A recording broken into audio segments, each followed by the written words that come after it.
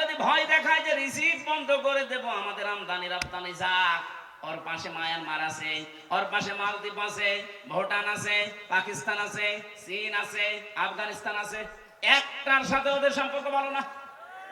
ওরা যদি ভারত ছাড়া চলতে পারে, বাংলাদেশ চলবে, কোনো অসুবিধা হবে না। কথা বলেন ঠিক কিনা? আমরা আপনার মতো মুশরিক না, আমাদের ভেতরে আর কিছু না থাক, ঈমান আছে।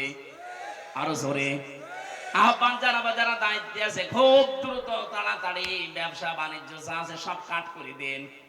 এগুলো সব পাকিস্তানের সাথে, তুরস্কের সাথে, চীনের সাথে আরম্ভ করেন, এমনিতে ভয়ে ওরা মরে যাবে।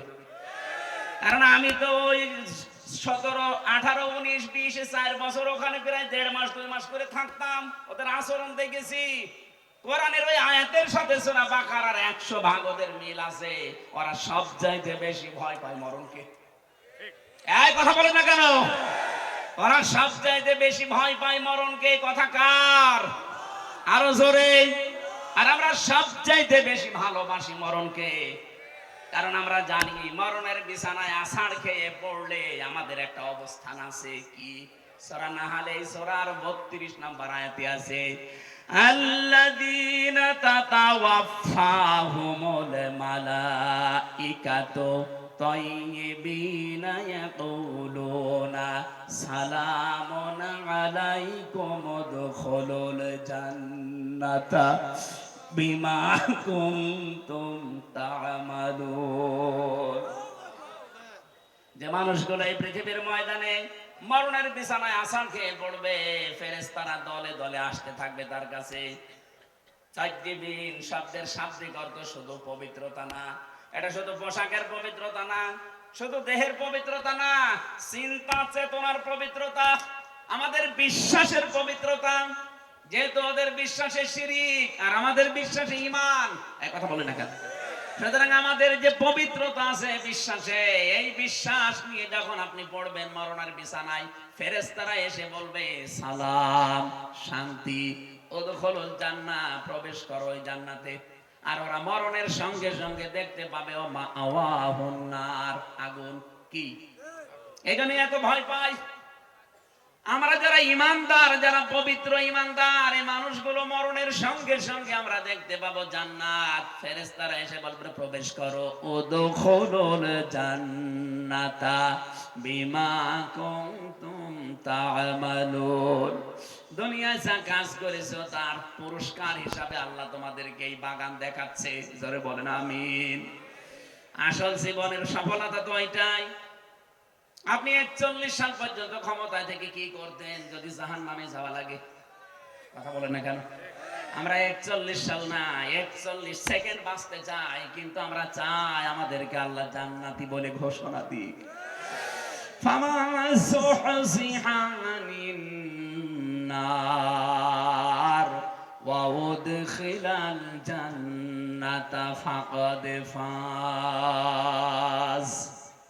আল্লাহ পাক বলেন দুনিয়ার জীবন আসল জীবন না, ওই লোকটাই তো সফল যাকে আমি আল্লাহ জাহান্নাম থেকে মুক্ত করে জান্নাতি বলে ঘোষণা দিয়ে দিয়েছি। আপনি 41 সাল না, 81 সাল পর্যন্ত যদি ক্ষমতায় থাকেন, মরণের পরে যদি ঘোষণা আসে যা জাহান্নামে যা, শুধু 81 সাল না, আমার মনে হয় 5000 বছর ক্ষমতায় থেকে ওই লোকটার জীবন ব্যর্থ। এর পরের আয়াতে আল্লাহ আমাদেরকে একটু সতর্ক বাণী দিয়েছেন, ওমাল হায়াতুদ দুনিয়া ইল্লা মাতাউল গুরুর। হে পৃথিবীবাসী, দুনিয়ার জীবনটা কিন্তু ধোঁকা। দুনিয়ার জীবন কি? আর জোরে বলেন।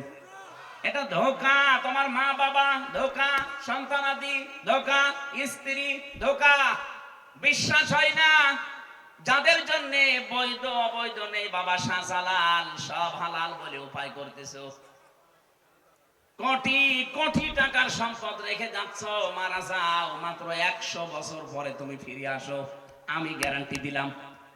100 বছর পরে যশোরে এসে এই যে বিশাল বানাখালা বানিয়েছিল চাকলাদার সাহেব, 100 বছর পরে যদি চাকলাদার সাহেব এসে ওই যে কি যেন নাম ওইটার, জাবির হোটেল, ওই হোটেলের সামনে এসে যদি বলে হোটেল আমি বানিয়েছিলাম, এটা আমার জমি, আমার মনে হয় 100 বছর পরে ওই জায়গায় অবশ্যই কেউ না কেউ বাস করবে। কথা বলেন না কেন? 100 বছর পরে যারা বাস করবে, শাইন চাকলাদার সাহেব না, যত বড় মাস্তান এসে বলো এটা আমার ছিল, দাঁত ফেলে দেবে। কিসের চাকলাদার আপনি? আপনার যদি থাকার জায়গা না থাকে, পালবাড়ি মোড়ে যে মসজিদ আছে, বারান্দায় থেকে রাত্রে কেটে পড়েন। কি আমি বানিয়ে বলছি? এইটাই হবে দুনিয়ার জীবনই এইটা। এজন্য কার জন্য আপনি কি করছেন? আল্লাহ ফাঁকা ফারাত বিয়ান অমিল্লা দিয়েছেন। ওরা আল্লাহর নিয়ামত গুলো পেয়েছিল, বিভিন্ন দিক থেকে আসছিল, কিন্তু ওরা কুফরি করেছিল, নাফরমানি করে ঢেকে ফেলেছিল। আর যারা বৈধ অবৈধ নেই বিশাল কিছু তৈরি করে যাচ্ছেন। আরে ভাই, আমি নিজে তো আমার 3 পুরুষের পরে আর চিনি না। আমার বাবা রিয়াজউদ্দিন, তার বাবা জাহান আলী, যত রকমের রিজিকের ব্যবস্থা আল্লাহ আমাদের জন্য করবে। প্রতিবেশী খারাপ হয়েছে তাতে কি? এই প্রতিবেশী ছাড়া যদি আশপাশের সবগুলো দেশ চলতে পারে, বাংলাদেশও চলতে পারবে। দরকার এদের সব বাদ দিয়ে দেব, হারাম এদের সাথে সম্পর্ক রাখা। আমরা এখন সম্পর্ক রাখবো আমাদের পুরাতন ভাই পাকিস্তানের সাথে, তুরস্কের সাথে, দরকার হয় চীনের সাথে। প্রতিটি জায়গা থেকে রিজিক আসবে। ১৫০০ বছর আগে যদি আল্লাহ এটা করতে পারে, আমাদের জন্য পারবে না মানে? আল্লাহ কি এখন মুরব্বী হয়ে গেছে? এক কথা বলেন না কেন? আমাদের বিশ্বাস আছে যে আল্লাহ যেমন ছিল ওই রকম আছে। কথা বলেন ঠিক কিনা? আল্লাহ ওই সময় যদি পারে কাবা শরীফের, আমাদের এই দেশটাতেও পারবে, যদি আমরা ওই ধরনের ইমানদার হতে পারি। ওয়ালা তাহিনু ওয়ালা তাহজানু ওয়া আনতুমুল আ'লাউনা ইন কুনতুম মুমিনিন। আল্লাহ পাক বলেন কোনো ভয় নেই, কোনো চিন্তা নেই, তোমরাই বিজয়ী হবে যদি মুমিন হতে পারো। তাহলে বিজয় দেওয়ার মালিক কে? মুমিন হওয়ার মালিক অবশ্যই আল্লাহ। আল্লাহ মুমিন হবে? আল্লাহ তো মুমিন আছে। আল্লাহর নাম মুমিন না? এক কথা বলেন না কেন? আল্লাহর যে ৫,০০০ নাম আছে, আমরা ৯৯টা বেশি জানি, তার ভেতরে মুমিন আছে না নেই? তাহলে মুমিন তো আল্লাহ আছে। আল্লাহর মুমিন হওয়া দরকার নেই, মুমিন হওয়া লাগবে কাদের? বিজয় দেবে কে? কোনো চিন্তা নেই, কোনো দুঃখ নেই। কারণ যারা আমরা এই কথা বলে ফেলেছি, ইন্না সলাতি ওয়া নুসুকি ওয়া মাহইয়ায়া ওয়া মামাতি লিল্লাহি রাব্বিল আলামিন। এই কথা যারা সত্যি আমরা মন দিয়ে, প্রাণ দিয়ে, মুখ দিয়ে বলে ফেলেছি, আমি নামাজ আল্লাহর জন্যে, আমার বেঁচে থাকা আল্লাহর জন্যে, আমার কোরবানি আল্লাহর জন্যে, আমার মরে যাওয়া আল্লাহর জন্যে, এই মানুষগুলোর তো বিন্দু মাত্র চিন্তা, টেনশন আসার কথা না। কথা বলেন ঠিক কিনা?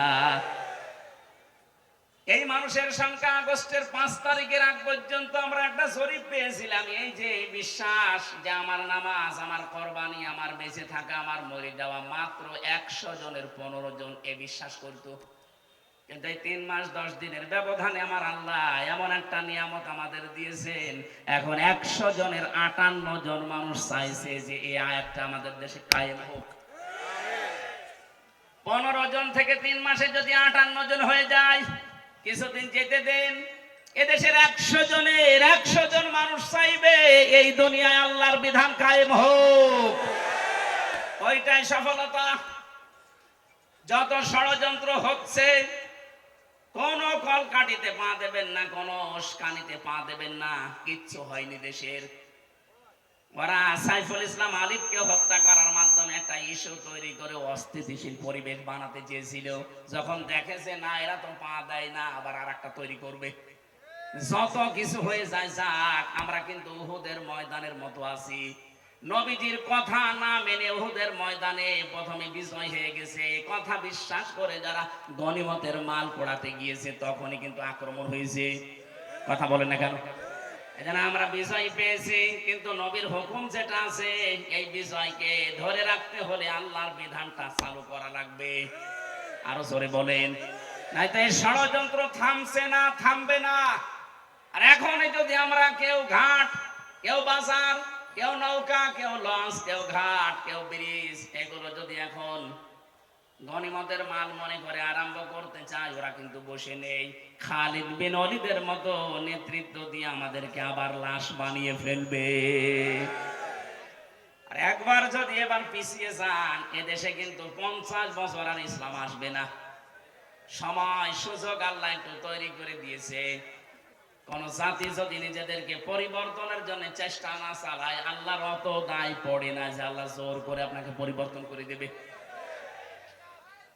ইন্নাল্লাহা লা ইউগাইয়িরু মা বিকাউমিন হাত্তা ইউগাইয়িরু মা বিআনফুসিহিম।